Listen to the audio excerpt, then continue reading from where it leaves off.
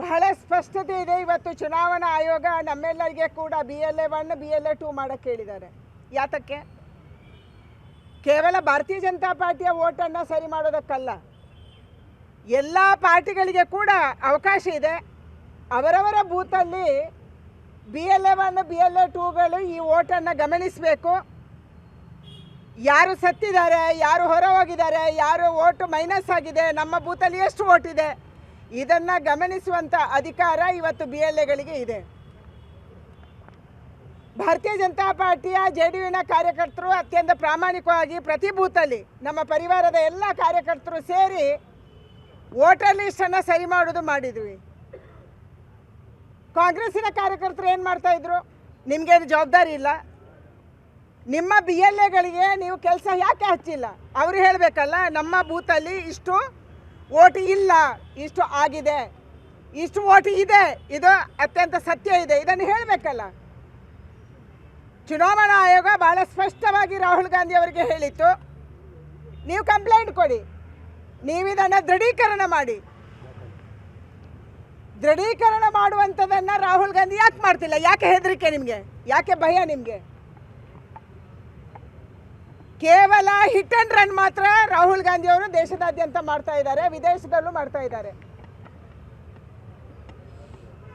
Hit ಮಾಡು ಓಡೋಗು, ಸುಳ್ಳು ಹೇಳುವಾಗ ಓಡೋಗು, ಇದು ರಾಹುಲ್ ಗಾಂಧಿ ಅವರು. ದೇಶದ ಜನ ಇದನ್ನು ಒಪ್ಪೋದಿಲ್ಲ. ಅತ್ಯಂತ ಪ್ರಾಮಾಣಿಕವಾಗಿ SIR ನಡೆದಿದೆ. ಅತ್ಯಂತ ಪ್ರಾಮಾಣಿಕವಾಗಿ ಅಲ್ಲಿ ಚುನಾವಣಾ ಆಯೋಗ ಪ್ರತಿಯೊಂದು ಏರಿಯಾದಲ್ಲಿ ಹೋಗಿ ಕೇಳಿದೆ, ನಿಮ್ಮದೇನಾದರೂ ಕಂಪ್ಲೇಂಟ್ ಇದ್ದರೆ ದರ್ಜಿ ಮಾಡಿ, ಕಂಪ್ಲೇಂಟ್ ಇದ್ದರೆ ನಮ್ಗೆ ಕೊಡಿ, ನಾವು ಅದನ್ನು ಸರಿ ಮಾಡೋದು ಮಾಡ್ತೀವಿ ಅಂತ ಹೇಳಿದೆ. ಒಬ್ಬರು ಕೂಡ ಬೂತ್ ಲೆವೆಲಿಂದ ಕಂಪ್ಲೇಂಟ್ ಮಾಡಿಲ್ಲ. ಸರಿಯಾದ ವೋಟಿಂಗ್ ವ್ಯವಸ್ಥೆ ಆಯಿತು, ವೋಟರ್ ಲಿಸ್ಟು ಅತ್ಯಂತ ಪ್ರಾಮಾಣಿಕವಾಗಿ ಆಯಿತು. ಇವತ್ತು ಬಿಹಾರದ ಜನ ನಮಗೆ ವೋಟ್ ಹಾಕಿದ್ದಾರೆ, ಗೆಲ್ಲಿಸಿದ್ದಾರೆ. ಇದೇ ಪ್ರಶ್ನೆಯನ್ನು ನೀವು ತೆಲಂಗಾಣದಲ್ಲಿ ಕೇಳಲಿಲ್ಲ. ಈ ಪ್ರಶ್ನೆಯನ್ನು ಕರ್ನಾಟಕದಲ್ಲಿ 135 ಸೀಟ್ ಗೆದ್ದಾಗ ನೀವು ಕೇಳಲಿಲ್ಲ. ಬೇರೆ ಬೇರೆ ರಾಜ್ಯದಲ್ಲಿ ನೀವು ಗೆದ್ದಾಗ ಇದು ಬರಲ್ಲ. ಅಂದರೆ ಕರ್ನಾಟಕದಲ್ಲಿ ಕಾಂಗ್ರೆಸ್ ವೋಟ್ ಚೋರಿ ಮಾಡಿತ್ತಾ? ಯಾರಿಗೆ ಯಾವ ಪ್ರಶ್ನೆಯನ್ನು ಕೇಳ್ತಾ ಇದ್ದೀರಿ? ನಿಮ್ಮ ನಾಯಕ ಫೇಲ್ಯೂರ್ ಆಗ್ತಿದ್ದಾರೆ, ನಿಮ್ಮ ನಾಯಕ ದೇಶದ ವಿರುದ್ಧ ವಿದೇಶದಲ್ಲಿ ಮಾತಾಡ್ತಿದ್ದಾರೆ, ಜನ ಬೇಸತ್ತಿದ್ದಾರೆ, ಅದಕ್ಕೆ ನೀವು ಟೋಟಲ್ ಫೇಲ್ಯೂರ್ ಆಗ್ತಿದ್ದೀರಿ. ಯಾವ ತೇಜಸ್ವಿ ಯಾದವ್? ಏನಿದೆ ಗ್ರೌಂಡ್ ರಿಯಾಲಿಟಿ? ಅವರ ಅಪ್ಪ ಇದ್ದಾಗ ಹೌದು ಪಾರ್ಟಿ ಕಟ್ಟಿದ್ರು, ಆದರೆ ಮಗಂದು ಏನಿದೆ? ನೀವು ರಾಹುಲ್ ಗಾಂಧಿಯ ಭುಜ ಹಿಡ್ಕೊಂಡು ಹೆಗಲು ಹಿಡ್ಕೊಂಡು ಹೋದ್ರಿ, ಪೂರ್ತಿ ಸರ್ವನಾಶ ಆದ್ರಿ. ಅದಕ್ಕೆ ಇವತ್ತು ಚುನಾವಣಾ ಆಯೋಗದ ಮೇಲೆ ಅನವಶ್ಯಕ ಆರೋಪವನ್ನು ನೀವು ಮಾಡ್ತಾ ಇದ್ರಿ. ಇದರ ದೇಶದ ಜನ ಒಪ್ಪಲ್ಲ. ಬರುವಂಥ ಎಲ್ಲ ಚುನಾವಣೆಯಲ್ಲಿ ಕೂಡ ನಿಮಗೆ ತಕ್ಕ ಪಾಠವನ್ನು ಈ ದೇಶದ ಜನ ಕಳ್ಸಕ್ಕಿದ್ದಾರೆ. ಮುಖ್ಯಮಂತ್ರಿಯು ಕೂಡ ಅದನ್ನೇ ಹೇಳಿದ್ದು, ಮುಖ್ಯಮಂತ್ರಿಯವರು ಕೂಡ ಅದನ್ನೇ ಆರೋಪ. 135 ಸೀಟು ನಿಮಗೆ ಹೇಗೆ ಬಂತು? ಓಟ್ ಚೋರಿ ಮಾಡಿ ಬಂತು?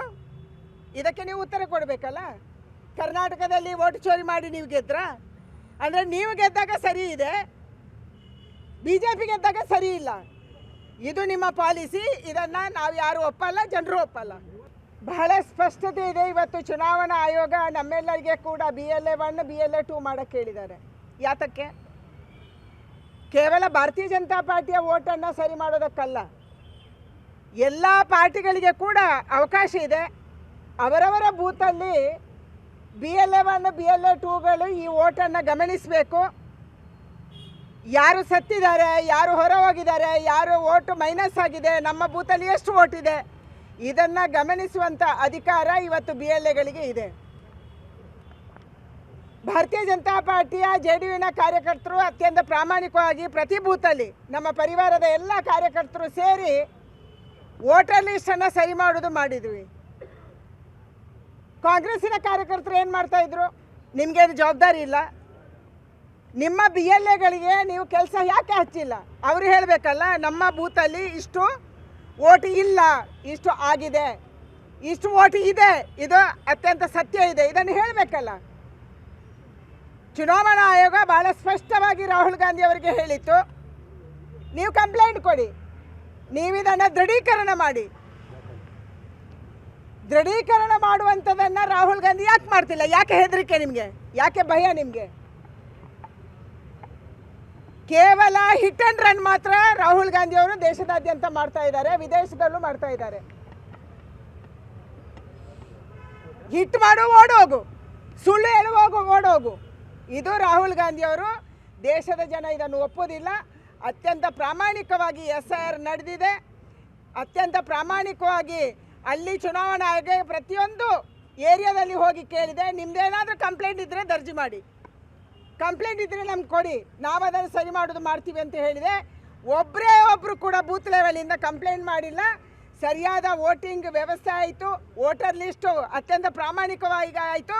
ಇವತ್ತು ಬಿಹಾರದ ಜನ ನಮಗೆ ವೋಟ್ ಹಾಕಿದ್ದಾರೆ, ಗೆಲ್ಲಿಸಿದ್ದಾರೆ. ಇದೇ ಪ್ರಶ್ನೆಯನ್ನು ನೀವು ತೆಲಂಗಾಣದಲ್ಲಿ ಕೇಳಲಿಲ್ಲ. ಈ ಪ್ರಶ್ನೆಯನ್ನು ಕರ್ನಾಟಕದಲ್ಲಿ 135 ಸೀಟ್ ಗೆದ್ದಾಗ ನೀವು ಕೇಳಲಿಲ್ಲ. ಬೇರೆ ಬೇರೆ ರಾಜ್ಯದಲ್ಲಿ ನೀವು ಗೆದ್ದಾಗ ಇದಕ್ಕೆ ಬರಲ್ಲ. ಅಂದರೆ ಕರ್ನಾಟಕದಲ್ಲಿ ಕಾಂಗ್ರೆಸ್ ವೋಟ್ ಚೋರಿ ಮಾಡಿತ್ತಾ? ಯಾರಿಗೆ ಯಾವ ಪ್ರಶ್ನೆಯನ್ನು ಕೇಳ್ತಾ ಇದ್ದೀರಿ? ನಿಮ್ಮ ನಾಯಕ ಫೇಲ್ಯೂರ್ ಆಗ್ತಿದ್ದಾರೆ, ನಿಮ್ಮ ನಾಯಕ ದೇಶದ ವಿರುದ್ಧ ವಿದೇಶದಲ್ಲಿ ಮಾತಾಡ್ತಿದ್ದಾರೆ, ಜನ ಬೇಸತ್ತಿದ್ದಾರೆ, ಅದಕ್ಕೆ ನೀವು ಟೋಟಲ್ ಫೇಲ್ಯೂರ್ ಆಗ್ತಿದ್ದೀರಿ. ಯಾವ ತೇಜಸ್ವಿ ಯಾದವ್? ಏನಿದೆ ಗ್ರೌಂಡ್ ರಿಯಾಲಿಟಿ? ಅವರ ಅಪ್ಪ ಇದ್ದಾಗ ಹೌದು ಪಾರ್ಟಿ ಕಟ್ಟಿದ್ರು, ಆದರೆ ಮಗಂದು ಏನಿದೆ? ನೀವು ರಾಹುಲ್ ಗಾಂಧಿಯ ಭುಜ ಹಿಡ್ಕೊಂಡು ಹೆಗಲು ಹಿಡ್ಕೊಂಡು ಹೋದ್ರಿ, ಪೂರ್ತಿ ಸರ್ವನಾಶ ಆದ್ರಿ. ಅದಕ್ಕೆ ಇವತ್ತು ಚುನಾವಣಾ ಆಯೋಗದ ಮೇಲೆ ಅನವಶ್ಯಕ ಆರೋಪವನ್ನು ನೀವು ಮಾಡ್ತಾ ಇದ್ರಿ. ಇದರ ದೇಶದ ಜನ ಒಪ್ಪಲ್ಲ. ಬರುವಂಥ ಎಲ್ಲ ಚುನಾವಣೆಯಲ್ಲಿ ಕೂಡ ನಿಮಗೆ ತಕ್ಕ ಪಾಠವನ್ನು ಈ ದೇಶದ ಜನ ಕಳ್ಸಕ್ಕಿದ್ದಾರೆ. ಮುಖ್ಯಮಂತ್ರಿಯು ಕೂಡ ಅದನ್ನೇ ಹೇಳಿದ್ದು. ಮುಖ್ಯಮಂತ್ರಿಯವರು ಕೂಡ ಅದನ್ನೇ ಆರೋಪ. 135 ಸೀಟು ನಿಮಗೆ ಹೇಗೆ ಬಂತು? ಓಟ್ ಚೋರಿ ಮಾಡಿ ಬಂತು? ಇದಕ್ಕೆ ನೀವು ಉತ್ತರ ಕೊಡಬೇಕಲ್ಲ. ಕರ್ನಾಟಕದಲ್ಲಿ ಓಟ್ ಚೋರಿ ಮಾಡಿ ನೀವು ಗೆದ್ರಾ? ಅಂದರೆ ನೀವು ಗೆದ್ದಾಗ ಸರಿ ಇದೆ, BJP ಗೆದ್ದಾಗ ಸರಿ ಇಲ್ಲ. ಇದು ನಿಮ್ಮ ಪಾಲಿಸಿ. ಇದನ್ನು ನಾವು ಯಾರು ಒಪ್ಪಲ್ಲ, ಜನರು ಒಪ್ಪಲ್ಲ. ಬಹಳ ಸ್ಪಷ್ಟತೆ ಇದೆ. ಇವತ್ತು ಚುನಾವಣಾ ಆಯೋಗ ನಮ್ಮೆಲ್ಲರಿಗೆ ಕೂಡ BLA 1 BLA 2 ಮಾಡೋಕ್ಕೆ ಹೇಳಿದ್ದಾರೆ. ಯಾತಕ್ಕೆ? ಕೇವಲ ಭಾರತೀಯ ಜನತಾ ಪಾರ್ಟಿಯ ಓಟನ್ನು ಸರಿ ಮಾಡೋದಕ್ಕಲ್ಲ, ಎಲ್ಲ ಪಾರ್ಟಿಗಳಿಗೆ ಕೂಡ ಅವಕಾಶ ಇದೆ. ಅವರವರ ಬೂತಲ್ಲಿ BLA 1 BLA 2ಗಳು ಈ ಓಟನ್ನು ಗಮನಿಸಬೇಕು. ಯಾರು ಸತ್ತಿದ್ದಾರೆ, ಯಾರು ಹೊರ ಹೋಗಿದ್ದಾರೆ, ಯಾರು ಓಟು ಮೈನಸ್ ಆಗಿದೆ, ನಮ್ಮ ಬೂತಲ್ಲಿ ಎಷ್ಟು ಓಟ್ ಇದೆ, ಇದನ್ನು ಗಮನಿಸುವಂಥ ಅಧಿಕಾರ ಇವತ್ತು BLAಗಳಿಗೆ ಇದೆ.